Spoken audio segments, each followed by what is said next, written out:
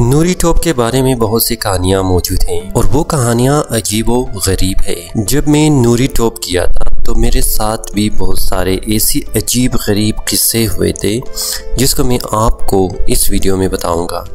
लेकिन इससे पहले आपको नूरी टॉप के बारे में जानना होगा कि नूरी टॉप कहाँ वाक़या है। नूरी टॉप पाकिस्तान के एक बुलंद तरीन और ख़ूबसूरत तरीन मकामात में से एक मकाम है। नूरी टॉप को नूरी टॉप इसलिए कहा जाता है क्योंकि यहाँ पर खूबसूरत नूर या रोशनी बिखरे हुए होंगे जिसे आप देखकर हैरान और परेशान हो जाएंगे। क्योंकि ये मकाम बुलंदी पर वाक़या है तो इसी निस्बत से इसे नूर यानी रोशनी और टॉप यानी बुलंदी को कहा जाता है। लेकिन इस वीडियो में मैं आपको ये बताऊंगा कि जब मैं नूरी टॉप की तरफ जा रहा था तो नूरी टॉप पर पहुंचते हुए मेरे साथ एक अजीब सा वाक़या रुनुमा हुआ जिसे मैं इस वीडियो में आपके साथ जिक्र करूंगा। नूरी टॉप पर पहुंचते ही मुझे एक लड़की की आवाज़ आई और वो आवाज़ कुछ इस तरह की आवाज़ थी जिसे मैंने कभी भी नहीं सुना था। इस आवाज़ में एक मिठास और एक नरमी सा सुनाई दे रहा था और ऐसा लग रहा था कि शायद ये किसी खूबसूरत लड़की की आवाज़ है और जैसे मुझे कह रही है कि तुम यहाँ पर क्या कर रहे हो। ये आवाज़ सुनकर मैं डर गया क्योंकि अगर आप नूरी टॉप का विज़िट कर चुके हैं तो आपको बखूबी मालूम है कि नूरी टॉप के इर्द गिर्द दूर दराज ना ही कोई गांव है और ना ही किसी किस्म के लोग यहाँ पर रहते हैं।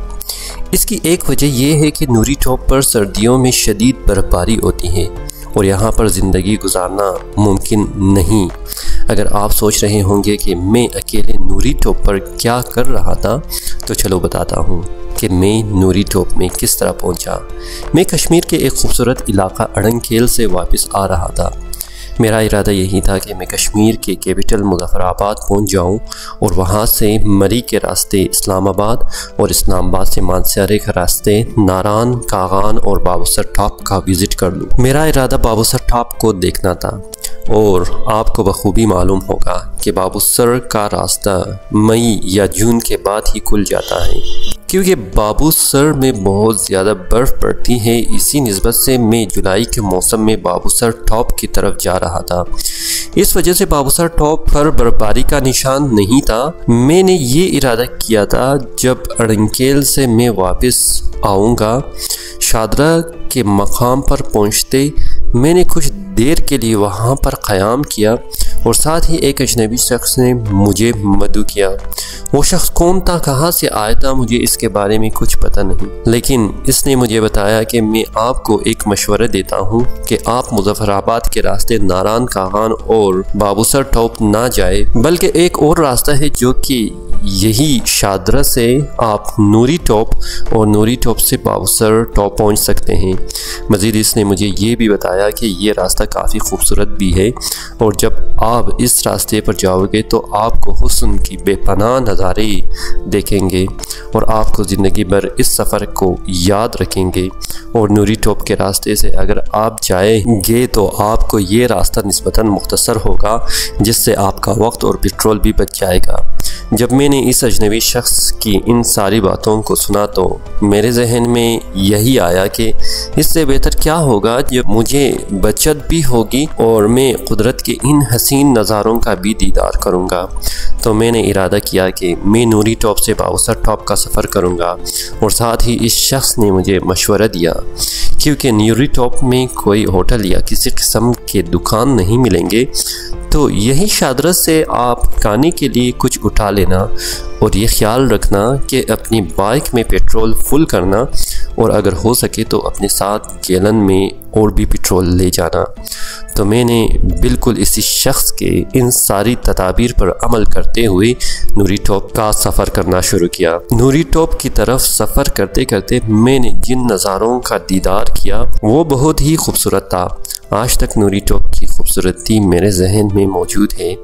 एक तरफ वो खूबसूरत और दूसरी तरफ जब मैं नूरी टॉप के बिल्कुल एंड पे था और मैं इसके दरमियान दूसरी तरफ सूरज की किरणें और एक तरफ बारिश हो रही थी और साथ ही साथ पता नहीं कहां से एक धमाके की आवाज़ जैसी सुनाई दे रहा था। हालांकि वहां पर कोई भी शख्स मौजूद नहीं था तो वो कोई धमाका नहीं हो सकता। आज तक मैं इस आवाज़ को भूल नहीं पाया कि वो आवाज़ क्या था जिसे मैंने सुना। शायद वो ग्लेशियर की टूटने की आवाज़ हो सकता है या फिर किसी और चीज़ की। मैंने नूरी टॉप के बारे में ये भी सुना था कि वहाँ पर जिन्नात रहता है, लेकिन मुझे जिन्नात के बारे में यकीन नहीं था। मैं इसी सोच में था कि क्या यहाँ पर कुछ हो सकता है।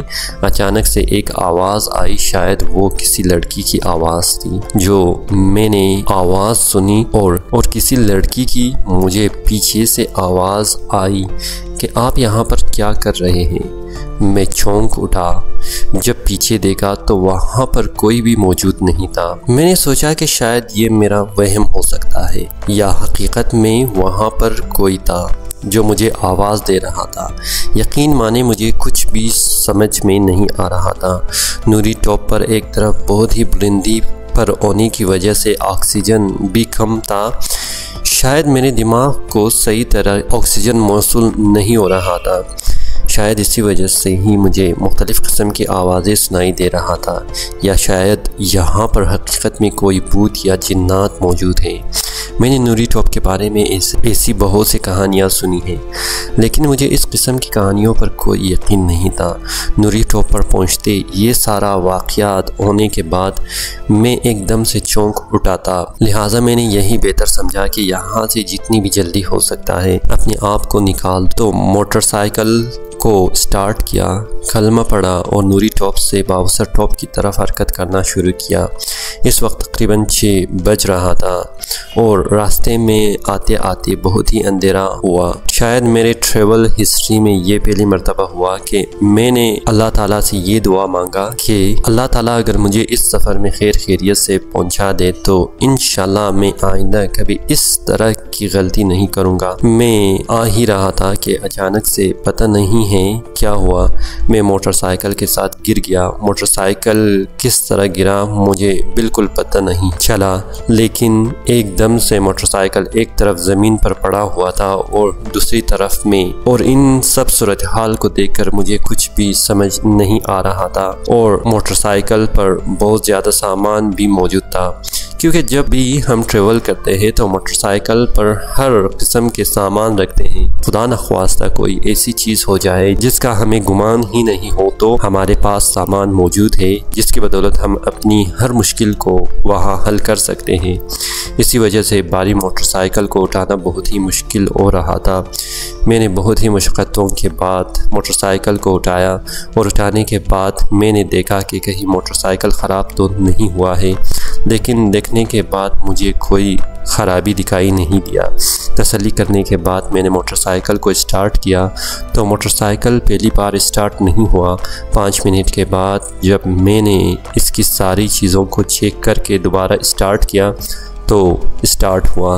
मैंने एक बार फिर कलमा पढ़ा और कलमा पढ़ने के बाद हरकत शुरू किया और जाते जाते मुझे दूर से एक रोशनी की किरण दिखाई दिया जो शायद कोई मुझे इशारा कर रहा था। मैं जब वहाँ पहुँचा तो एक बंदा एक पत्थर पर बैठा था, तो मैंने उससे कहा कि क्या बाबूसर टॉप नज़दीक है, तो उसने मुझे इशारा किया कि वहाँ पर जो रोशनी आप देख रहे हैं वो GT रोड है, यानी आप 15 मिनट के फासले पर हैं।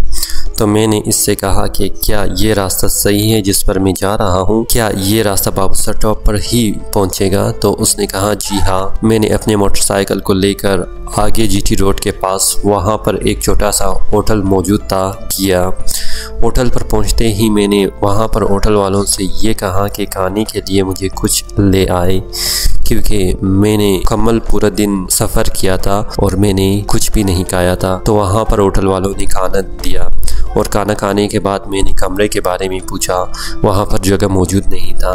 मैंने अपने टेंट निकाल कर वहाँ पर लगाया और लगाने के बाद मैंने होटल वालों से मैट्रेस और कंबल मांगा। सारे सामान को मैंने टेंट के अंदर डाल दिया और डालने के बाद मैं टेंट में सो गया। इस तरह की नींद आई कि शायद मुझे अपनी ज़िंदगी में कभी नहीं आया हो, क्योंकि थकावट और सारी मुश्किलों के बाद मैं बिलाखिर सोने का वक्त मिला था। होटल के साथ ही दरिया बह रहा था जो कि बहुत ही खूबसूरत दिखाई दे रहा था। यूनी टॉप के ये दास्तान और वो लड़की की आवाज़ और वहाँ पर एकदम से मोटरसाइकिल से गिरना, इन सारी बातों की गुमान मेरे जहन में आज भी आ जाता है कि क्या नूरी टॉप पर जिन्नात या कोई और किस्म की मखलूक़ात रहती है। आया लोगों की ये कहानियाँ सच तो नहीं? क्या आपने इस किस्म की कहानियाँ नूरी टॉप के बारे में सुना है? अगर हाँ तो कमेंट में ज़रूर शेयर कीजिएगा, और अगर आपको ये वीडियो पसंद आया तो इसको लाइक सब्सक्राइब ज़रूर कीजिएगा। शुक्रिया।